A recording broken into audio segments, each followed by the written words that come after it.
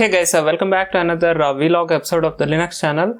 So in my previous episode, I have reset my kilowatt meter and I thought let me install it around midnight of 1st of July and I was quite tempted. Anyway, I thought I can do an average measurements of per day power consumption. So I thought previous night to install the meter exactly at 0 hours so that I can start measuring the values, and it was quite interesting. And with all my most of the equipment on, I can see like there is a power consumption of almost 0.1 kilowatt hour and I started measuring. I did a quick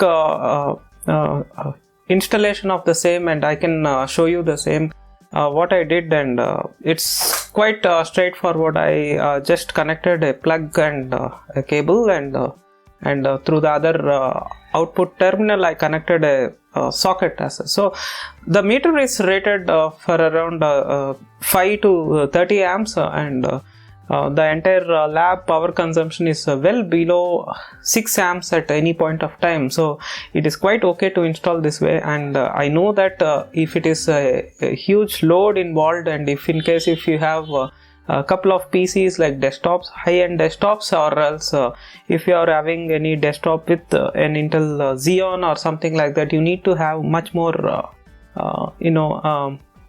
much more robust setup as such to handle the amount of current, at least a range of around 10 to 15 amps as such. So there is nothing to worry about, because I know my load at this point of time in my lab, and moreover I have like 3 laptops in terms of for testing, and apart from that I have a mini PC and a Raspberry Pi, and apart from that I have this very tiny NAS server which I turn on once in a while. I don't leave NAS server turned on all the time, and even the same case applies for printer and few gadgets as well. So I just try to turn on when there is a need, and apart from that I need to charge my tablet, or once in a while I use my wife's laptop for any testing, and it's just I use once in a while for any kind of testing. So these are the gadgets which goes in. So at this point of time it is well beyond below the 6 amp range, so which is quite good, and I can easily install the same. Otherwise, if it is somewhat like more power is involved, I need to pull it out, and then I need to connect it with multiple sockets and stuff like this. So let me show the installation I have fixed to my window over here, and let me take the camera and show it to you guys so that you can have a look also. So guys, as you can see here, I have fixed it over here. The power comes through this cable, and then it goes out to this power socket, which I have used some amount of hot glue, and then I connected the plug of the main stabilizer unit so that it can prevent any kind of surge and anything happening around. And if there is a low voltage, it will try to little bit boost, and if there is any amount of high voltage, it is going to cut the voltage.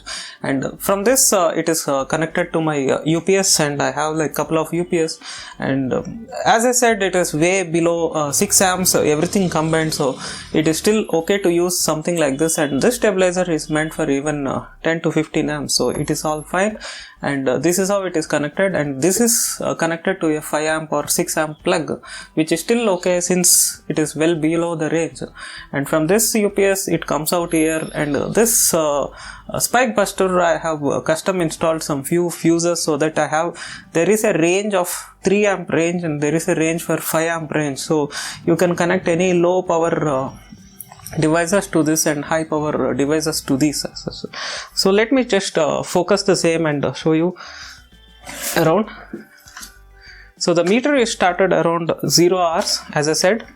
So I'm measuring it ever since, and it has a reading of around 0.5. It is nearly 0.5 units which is consumed. and it is good since it is not having any sort of dials to rotate. You can see once in a while directly the readings alone as such. So it is just functional. I need to still wait till this day's midnight so that I can know how much it exactly consumes almost for entire day on average basis as such. So let me show you. I have a small fan here on top of the UPS, so that in case if there is any overheating or something, I can temporarily use that fan to cool it down. And apart from that, this is my printer, and next to the printer I have this NAS server.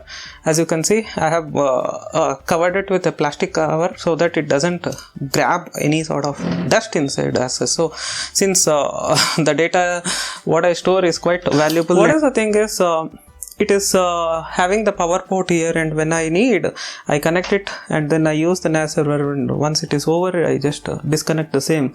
And sometimes I may use this fan pointing this way when I need for my NAS server, and when I do that disk scrubbing or any sort of maintenance work, I can use it temporarily like that, so that it cools it down, because it has an ARM chip, and it is the cooling is not that sufficient, and the processor reaches around 70 to 75 degrees Celsius. So it is quite good to cool this way. So this is my lab, a part of my lab. So that's all guys for this episode. I hope you guys liked watching this video.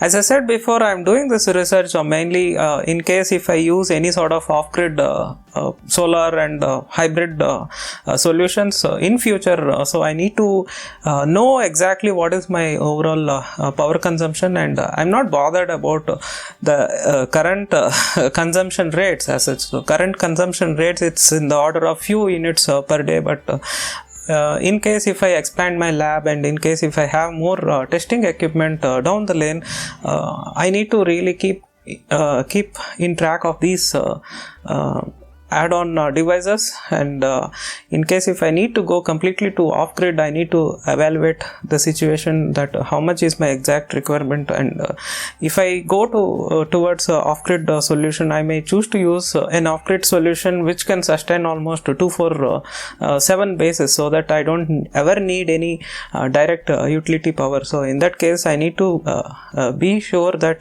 this is my overall consumption requirement, and in case if I use it for entire night, I need to also have additional power backup to sustain such loads as well. So that's my intent, and also to measure once in a while the system's parameter. And when I do, of course, kernel compilation in my PC, I do with the maximum number of threads, and I need to measure the overall power consumption parameters and stuff like that. So I hope you guys liked watching this video. Please subscribe to this channel and stay tuned. Thank you. Bye bye.